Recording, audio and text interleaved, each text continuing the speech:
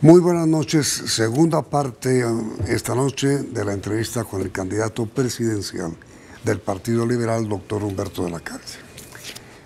Usted anunció la creación de un servicio social obligatorio. ¿Eso qué es?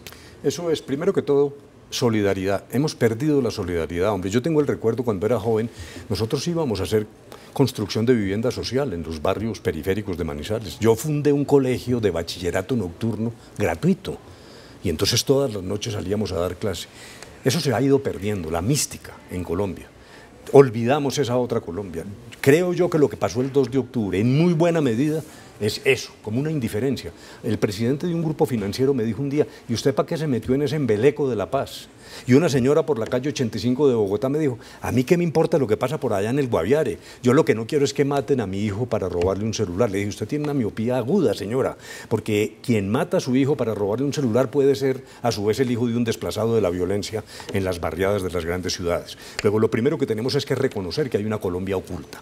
Y me parece que hay que recuperar la mística, la esperanza, un poco lo que dijo el Papa Francisco. ¿Cómo hacerlo? Primero, en la medida en que declina el conflicto, pues el servicio militar obligatorio igualmente tendrá que ir declinando. Pero hay que tomar toda esa energía en el momento en que el joven está más ilusionado, que tiene más mística, para llevarlo a hacer tareas sociales en todo el territorio nacional, para que los pobres vayan primero, que es justamente lo que dije ayer.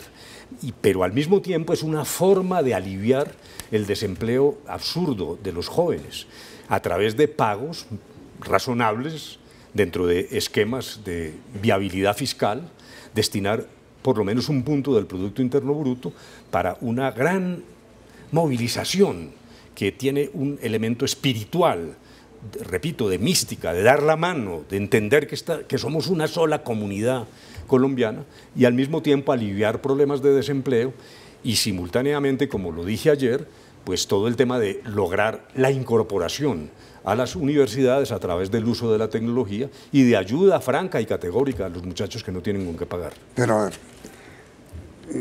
sobre cifras vigentes, digamos que al año se quedan 50.000 muchachos con la aspiración de ingresar a la universidad pública, a la nacional aquí en Colombia, aquí en Bogotá. ¿Es para ellos que está dirigido el servicio social?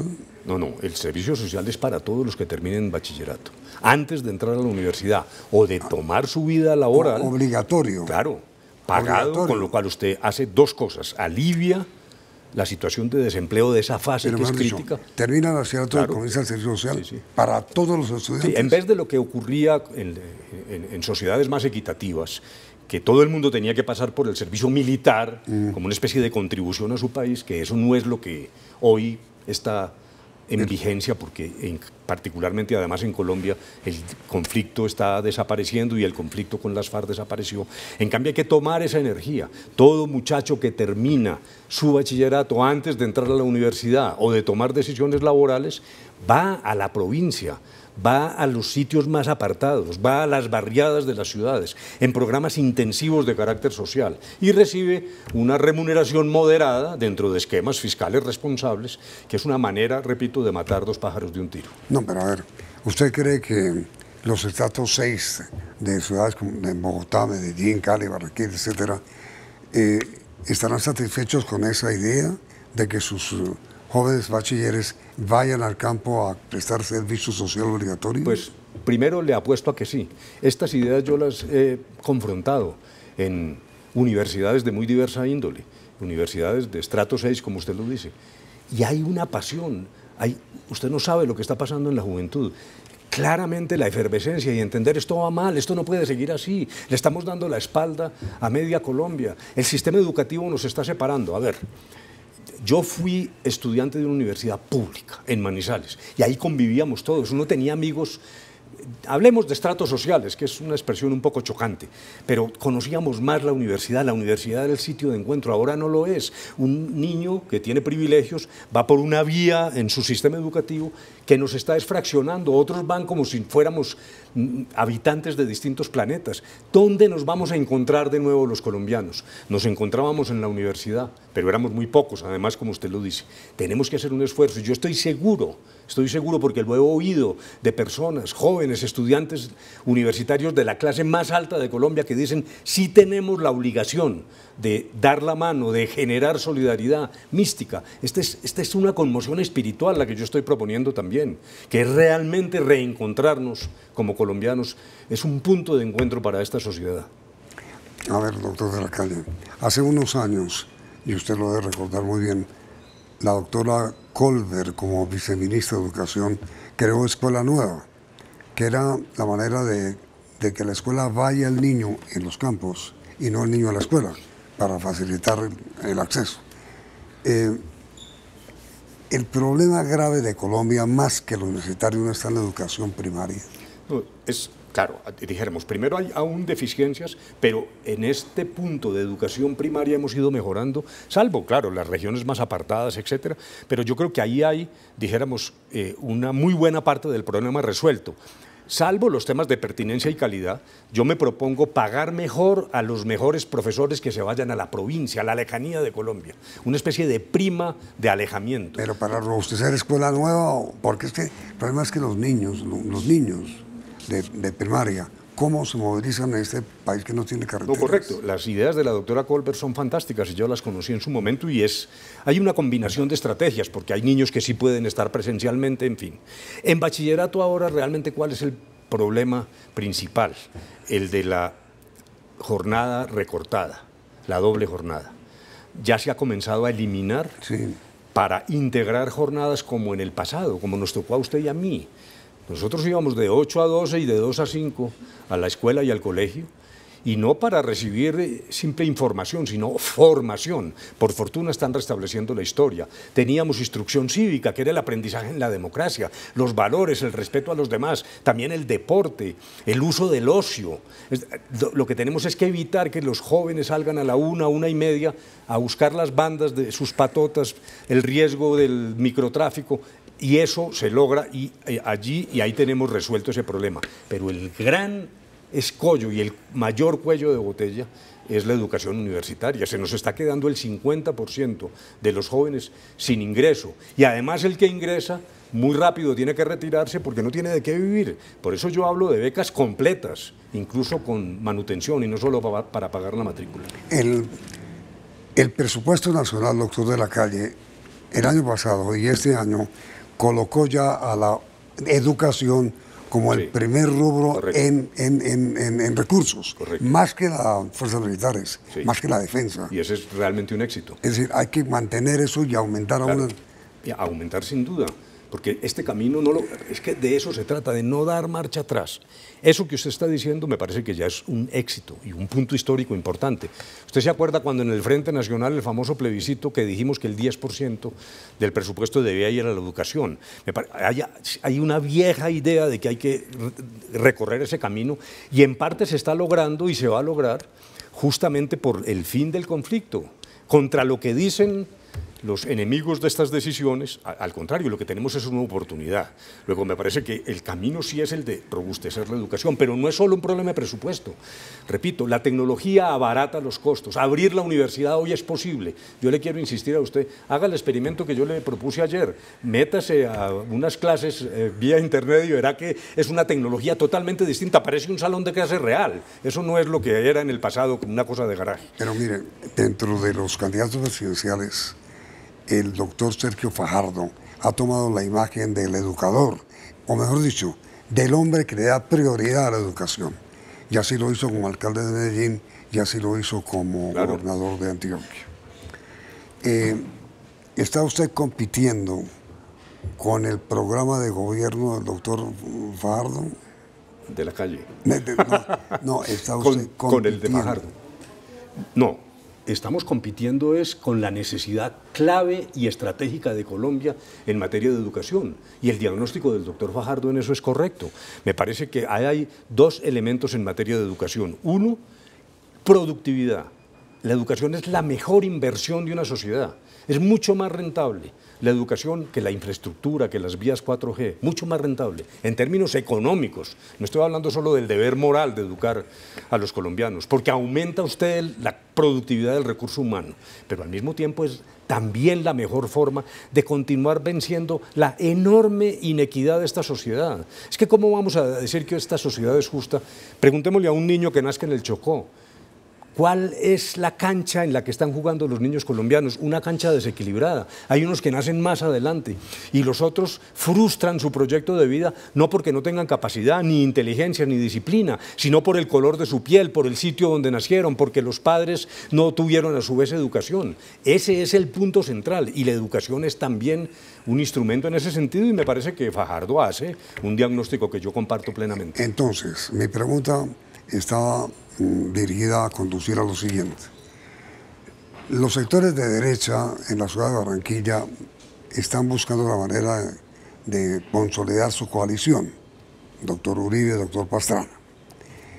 ¿Por qué la izquierda no hace lo mismo? Está totalmente dividida. Bueno, yo le respondo, primero le respondo desde mi perspectiva y mi posición de centro. En mi primera campaña presidencial, mi lema era por todo el centro de la calle, y yo creo que eso está vigente. Yo lo que soy es un liberal igualitario, creo en el capitalismo consciente, yo estoy en el centro del espectro político. Pero allí nos hemos agrupado todos los que votamos por el sí, el 2 de octubre. Hay una especie de coalición que es la que yo he reclamado, la coalición del sí, alrededor de impedir que nos echen hacia atrás la paz. Impedir que la paz se nos queme en la puerta del odio, allí es donde yo creo que deberíamos confluir todos, y es lo que llevo meses diciendo. Yo realmente tengo la misma inquietud suya, y es realmente, me parece un poco inexplicable, porque creo que las elecciones del 2018 son importantes, tienen mayor trascendencia de lo habitual. Claro, los políticos siempre dicen, ahora se vota por mí o si no se acabó el mundo. Yo no voy a caer en esa retórica como la de el señor cínico Caspa, pues, que decía, ahora sí nos tenemos que envolver en la bandera nacional. No, pero aún desde la perspectiva más cuidadosa, aquí hay unas decisiones importantes que marcan la ruta de este país, por lo menos por una década. Y yo creo que quienes estuvimos propiciando, impulsando un acuerdo que además es una oportunidad de la transformación de la sociedad, deberíamos estar juntos. Me parece un poco sorprendente y de cierta manera también frustrante que eso no haya ocurrido. Yo he hecho todo tipo de esfuerzos, me parece que este país ha sido testigo de la manera como lo he hecho, incluso ya ahora me estoy ganando es la crítica, porque dicen, hombre, deje de rogar más. Bueno, un país bastante curioso porque es como, tenemos una matriz como tan agresiva. Ahora hay quienes dicen, no, usted va donde Fajardo y le insisten que hay que hacer una coalición y aparece como usted rogando, como una especie de novia despechada, ¿no?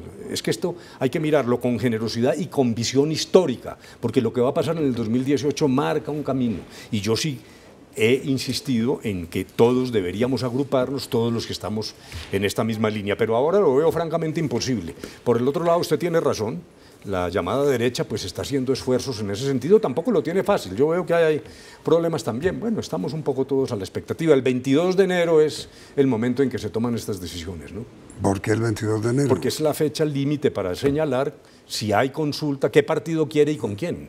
Esa es la fecha fijada. Ahora mira, pero frente a esto de la coalición de izquierda o de centro izquierda, es cierto que usted le dijo o ha dicho que haría una coalición con el doctor Fajardo. ¿Sí o no? Con todos, es sí, lo que he dicho. Sí, exacto. Correcto. Pero como Fajardo dijo que no, claro, la doctora Clara López sí, dijo que ella sí. Y usted dijo no, con usted no. No, el planteamiento es el siguiente. Yo he dicho, hagamos todos los que estuvimos el 2 de octubre en este lado, que es el lado de la paz, que es el que nos aglutina. Porque diferencias ideológicas tenemos. Claro que uno tiene diferencias con el doctor Petro, por poner un ejemplo. De la misma manera que Fajardo tiene diferencias ideológicas con Robledo, suponemos. Ese no es el problema. El problema es qué es lo que nos aglutina de este lado. Preservar la paz, impedir que nos echen para atrás este esfuerzo enorme y la oportunidad que significa. Y ahí debemos estar todos. Luego, ante una expresión generosa del doctor Petro y de la doctora Clara, diciéndome que ingresara yo, conjuntamente con el doctor Caicedo, a una consulta en marzo de menor rango, de menor tamaño, esta consulta más pequeña, Yo dije, hombre, no contribuyamos a seguir dividiendo aquello cuando lo que necesitamos es unión, unión para todos. En ese sentido yo anuncié, en un escrito que fue público, en las actuales circunstancias yo seguiré solo y el 11 de marzo tendremos que evaluar la política después del resultado de las elecciones de Congreso. En este momento, si no cambian, repito, las circunstancias, yo continuaré como candidato del Partido Liberal buscando renovar el Partido Liberal y reviviendo viejas banderas. Es que esto que yo he anunciado como plan de gobierno corresponde a la más clara tradición y fibra liberal. Se trata de recuperar ese mensaje liberal que se ha ido diluyendo. Pero digo, igual le digo con todo respeto, usted dice, yo sí hago coalición con ciertos sectores de izquierda, pero con Fajardo incluido, pero si no es con él, no. ¿Me quiere precisar ese punto de vista después de comerciales?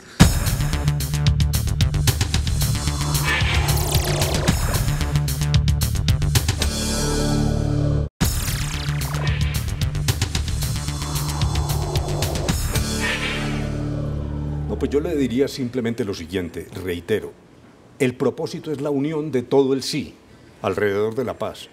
Si el doctor Fajardo ha dicho, como ha dicho, en una forma que yo considero que es equivocada, que seguirá su camino, no quiero yo contribuir a ese fraccionamiento. Y en ese sentido, he reiterado, hasta el 11 de marzo, si no cambian estas circunstancias, seguiré como candidato del Partido Liberal. Por eso, y el 12 de marzo haremos una evaluación de cómo está la política. Por eso yo le digo, usted dice sí, pero con Fajardo, si no, no. No, claro, porque lo que se trata es de agrupar a todos. ¿Para qué dividir más? ¿Y por qué no agrupa con los que, como Clara López, que no estaba? Porque al contrario, entonces usted lo que termina es arriesgando la posibilidad de la unión total, que es la que nos sirve. Porque, ¿qué es lo que puede pasar en Colombia? Que pase el candidato del doctor Uribe y que pase el doctor Vargas Lleras. Yo creo que eso no es conveniente. Y no voy a contribuir al mayor fraccionamiento. Me parece que eso sería un contrasentido. ¿Por qué no es conveniente que pase el candidato del doctor Uribe? Porque me parece que su visión de país no le conviene a Colombia. El doctor Duque ha moderado el lenguaje, pero en el fondo no ha cambiado. Allí hay un deseo de modificar en profundidad acuerdos ya logrados que comprometen al Estado colombiano, pero sobre todo una actitud muy negativa en el terreno de la transformación. Por ejemplo, fíjese nomás en la reforma rural integral. Yo estuve alrededor de 130 horas con los voceros del no y uno notaba una enorme resistencia. Aquí tuvimos 7 millones de campesinos desplazados. Entonces eso es como si no hubiera ocurrido. Como si nada hubiera pasado en Colombia. ¿Por qué no tienen derecho los desplazados a regresar a su tierra? ¿Frente a quiénes? A quienes no han tenido gestión suficiente, buena fe exenta de culpa. Ese es un proceso de transformación del campo colombiano, un viejo anhelo además del Partido Liberal. Lo mismo pasa con el fanatismo. ¿Para qué nos quieren revivir una guerra religiosa? ¿Por qué nos quieren decir que hay que discriminar? ¿Por qué quieren modificar a fondo la Carta de Derechos del 91? Nosotros queremos una sociedad abierta, liberal, tolerante, que respete las bases de la civilización occidental. Luego, me parece que esto es de fondo. Esto no es un problema de mecánica política. Ahora, a propósito de guerra religiosa, ayer lunes la doctora Vivian Morales anunció el lanzamiento de su candidatura luego de renunciar a su curul en el Senado y al Partido Liberal. ¿Eso sí lo permite la Constitución? Pues yo no voy a entrar, dije, hay una discusión jurídica y seguramente veremos todo tipo de alegatos y opiniones sobre el particular. Lo que sí digo es que me parece que sí tiene cierta coherencia, ¿sabe? Creo que lo voy a sorprender a usted con esta respuesta. ¿Por qué? Porque lo que dijimos en el Partido Liberal es, mire, estos son nuestros postulados. Todo partido tiene derecho a decir, esto es en lo que yo creo. Yo agrupo a la gente por lo que creo. Y lo que creo es la no discriminación. La doctora Vivian dijo, no, a mí no me suena eso. Yo tengo reparos a la paz y tengo reparos a los temas de moral y de configuración del matrimonio y de la familia.